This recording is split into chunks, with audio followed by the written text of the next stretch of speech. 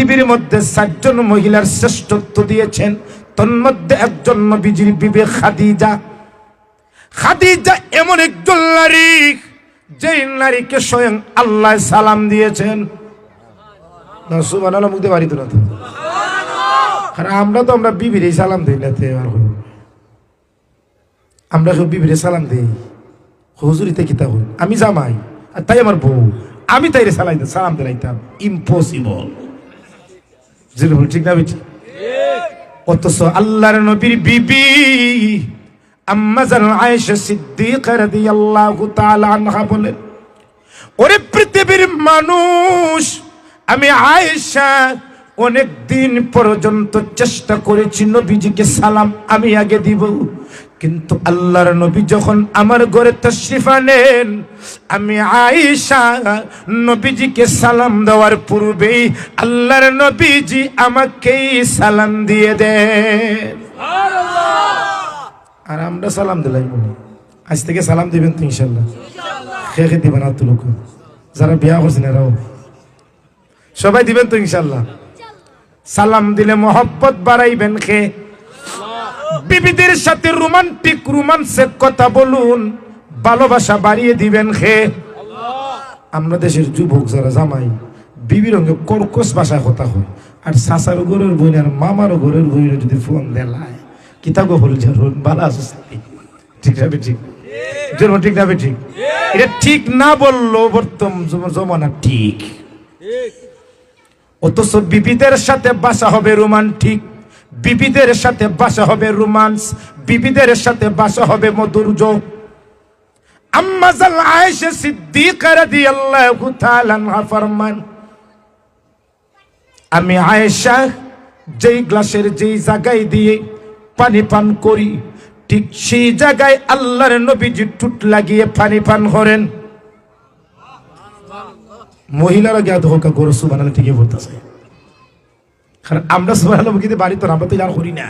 যদি মহিলা যদি আপনার বিবি যদি গ্লাসও খাইয়া অর্ধেক মানে বাকি অর্ধেক আপনার লাঞ্চি কিতা খোঁজ করতো ওখানে আপনার লাঞ্চি হবিসনি গ্লাসটা দইয়াম তোর মুখের করুণানো আমার ফ্রাইব, যে ঠিক না বেঠি? মহব্বত নাই।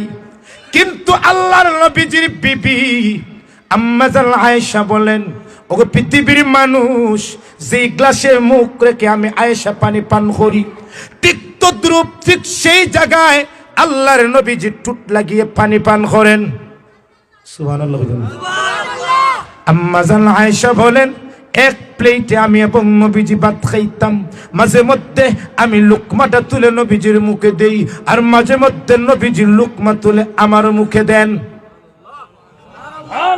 এই আদর্শ আজ আমাদের পরিবারে, আমাদের সংসার না থাকার কারণে আজ 90% সংসার স্বামী স্ত্রীর মধ্যে মিল মহব্বত নাই। নবীজির আদর্শ পারিবারিক ভাবে নাই। আসেনি? মুকুতিলা খাবাইবা তো জাফলং গেলে দেখা যায় খেয়ে খারে মুকুতিলা খাবাই। আর আমি তো জাফলংয়ের কাছে থাকি, মোটামুটি আমার এটা গফ না, আমার একটা অভিজ্ঞতা আছে। জাফলং গেলে খেয়ে খারে মুখ তুললে খাবা, আলহামদুলিল্লাহ খুব ভালো। কিন্তু মুখ তুলে যদি বিবিরে খাওয়ান, মহব্বত বাড়িয়ে দিবেন। খেয়ে আম্মা জান আয়েশা বলেন, নবীজি যখন সংসারও আসতেন, সাংসারিক কাজে আমাদেরকে সাহায্য করতেন। আমি আলু বানাইলে নবীজি খাসা আনাজ বানাইতেন, আমি ঝাড়ু দিলে নবীজি প্লেট পরিষ্কার করতেন। আর আমরা সংসারে গিয়ে যদি বিবি হয় খাবারটা ধুয়ে দেও না, কিতা কইছস, কিতা কইলে আবার খাবারটা ধুয়ে দিতা, তুই তালাক, তোর মা, তোর নানি, তোর দাদি তালাক। এরকম আছে, আছে না নাই? জুড়ে বলেন আছে না নাই? জিদ্দুহুন্না জিদ্দুন ওয়া হাজলুহুন্না জিদ্দুন সালাস। তিনটি বিষয় এমন, বাস্তবে বলল বাস্তব, ডঙ্গে বলল বাস্তব, তন্মধ্যে একটা হইল তালাক। আপনার বউরে মনে করলো গো তোর আমি 3 তালাক দিলাইলাম, ও মনে করছেন 3 তালাক মনে হয়ে গেছে, শেষ। আছে না নাই? সাবধান। আল্লাহর নবী ফরমান, যে স্বামী তার বিবির কাছে উত্তম, সেই স্বামীটা সবার কাছে উত্তম।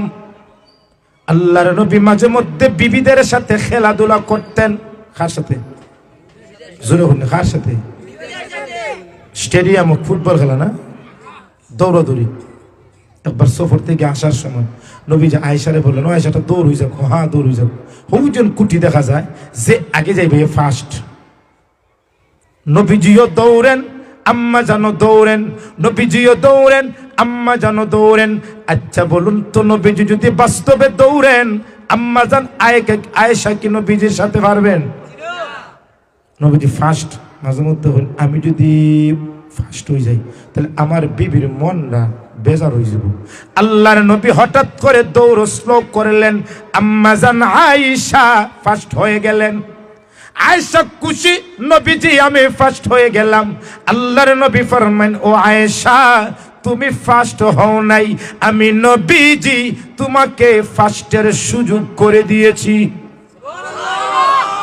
বিবির মনটারে কি রাখছেন? খুশি রাখছেন। খাদিজা রাদিয়াল্লাহু তাআলা আনহা নবীজির এক বিবি, যেই বিবিরে আল্লাহ সালাম দিয়েছেন। একদিন নবীজির কাছে আম্মা জান খাদিজা বসা, এমন সময় আল্লাহর নবীজির কাছে জিব্রাইল আসলেন। জিব্রাইল বললেন, লগো নবীজি, এই সালামটা আল্লাহর পক্ষ থেকে আপনার বিবি খাদিজার উপর। ওই বিবিরে সালাম দিয়েছেন, নবীজির বিবিরে সালাম দিয়েছেন খেয়ে। আচ্ছা বলুন তো, যে মহিলারে আল্লাহ সালাম দিছেন, এই মহিলা দুনিয়া তার চিন্তা আছে ডাইরেক্ট জান্নাতি না? না কোনো সন্দেহ আছে? কিন্তু আম্মা জান খাদিজা রাদিয়াল্লাহু তাআলা আনহা মৃত্যুর পূর্বে নবীজিকে কাছে ডেকে আনেন। ওগো নবীজি, স্বামী হিসাবে আপনার কাছে আমার একটা আবদার। কি হিসাবে? স্বামী হিসাবে। আল্লাহর নবী বললেন, কি? আম্মা জান খাদিজা বলেন, লগো নবীজি, আমি খাদিজা যখন মারা যাব, মারা যাওয়ার পর যখন গোসল দেওয়া হবে, তখন আমার খাদিজার ইচ্ছা হলো আপনার শরীরের কাপড় মুবারক দ্বারা যেন আমার খাদিজার কাফনের ব্যবস্থা করা হয়। ওগো নবীজি, যদি আপনার শরীরের কাপড় যদি আমার খাদিজার কাফন হয়, কবরের মুনকার নাকির ফেরেশতারা আমাকে শাস্তি দিবে না আপনার কাপড়ের সম্মানার্থে। দুই নম্বর কথা, ওগো নবীজি, আমাকে যখন কবরের কাফন পরানো হবে, কবরের মধ্যে যখন রাখা হবে, আমার খাদিজার ইচ্ছা হইল কবর যখন রাখবেন, আপনার নিজের হাত দ্বারা আমি খাদিজাকে মাটির মধ্যে রাখবেন। আপনি আমার কথা বুঝেন তো? সুবহানাল্লাহ, নাউজুবিল্লাহ, এটা হতে তো। তিন নম্বর, ওগো নবীজি, শুনেছি মুনকার নাকির ফেরেশতারা প্রশ্ন করবে, মার রাব্বুকা, মা দীনুকা, মা নবিয়ুকা।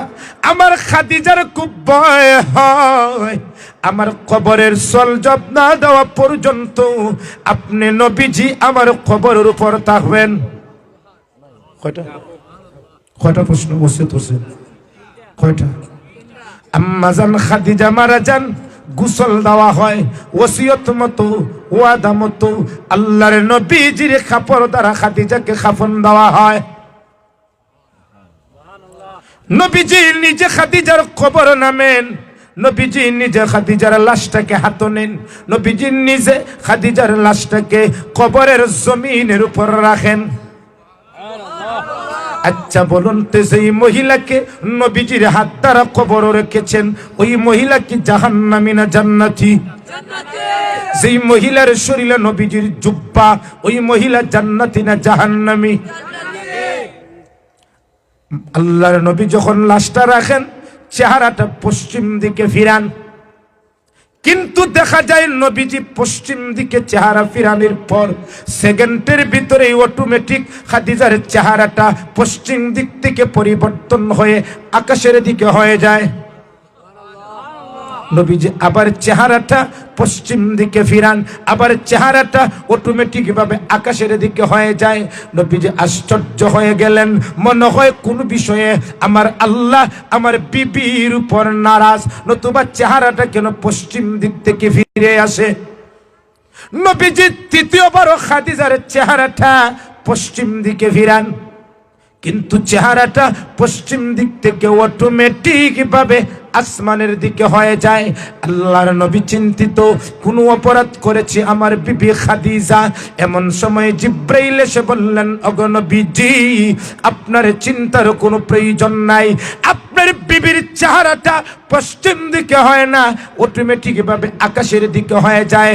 এটা কোনো আল্লাহর অসন্তুষ্ট করার কারণে না, আল্লাহর ইচ্ছা হইল খাদিজার চেহারাটা পশ্চিম দিকে না, খাদিজার চেহারাটা যেন আল্লাহর আরশে মুআল্লার দিকে হয়। কোন দিকে হইছে? দাফন দেওয়া হয়। দাফন দেওয়ার পরে নবীজি বসা, সাহাবায়ে কেরাম এক এক করে চলে যান। সাহাবী জিজ্ঞেস করেন, ওগো নবীজি, আপনার খাদিজার জন্য এত চিন্তিত কেন?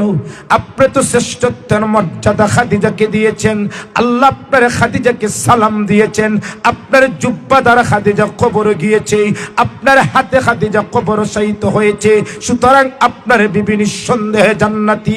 এরপরেও কেন আপনি খন্দনরত অবস্থায় কবরের পাশে বসা? আল্লাহর নবী ফরমাইলেন, ওরে সাহাবী, আমার বিবির কাছে আমি ওয়াদা দিয়েছিলাম মুনকার নাকিরের প্রশ্নের উত্তর দেওয়া পর্যন্ত আমি নবীজি যাতে কবরের উপর বসা থাকি। নবীজি কবরে বসা, সাহাবায়ে কেরাম সব চলে গেলেন, এক এক করে সব চলে গেলেন। এমন সময় জিব্রাইল আলাইহিস সালাতু ওয়াস সালাম বলেন, ওগো নবীজি, কোন কারণে আপনি এখানে বসেছেন? আমার খাদিজার কারণে।